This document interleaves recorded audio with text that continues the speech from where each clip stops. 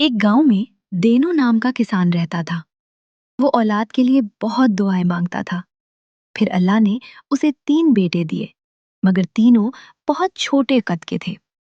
गुस्से में आकर उसने उनके नाम रख दिए, आना, दो आना और खोटा आना।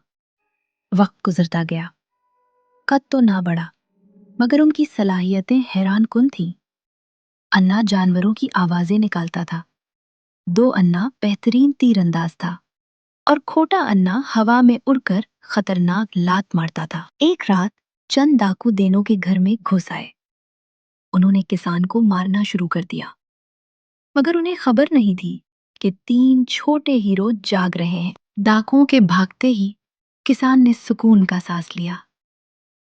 फिर उसने पहली बार अपने तीनों बेटों को फख्र से देखा।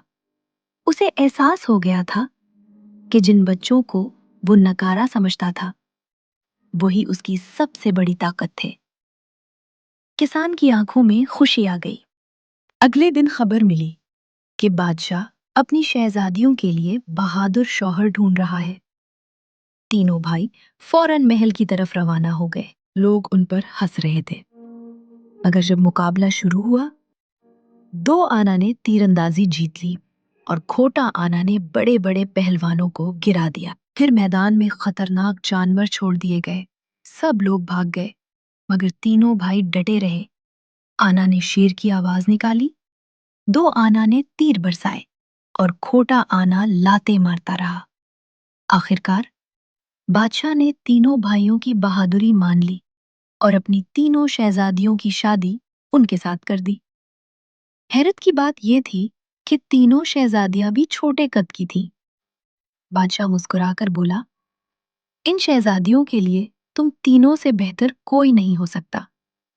ये सुनकर किसान बहुत खुश हुआ और उसे एहसास हो गया कि जिन बच्चों को वो नकारा समझता था, वही उसकी सबसे बड़ी ताकत थे। उस दिन के बाद उसने कभी अल्लाह की नाशुक्री नहीं की। प्यारे बच्चों, ऐसे ही मजेदार और फनी कहानियों के लिए हमारे चैनल को सब्सक्राइब करें।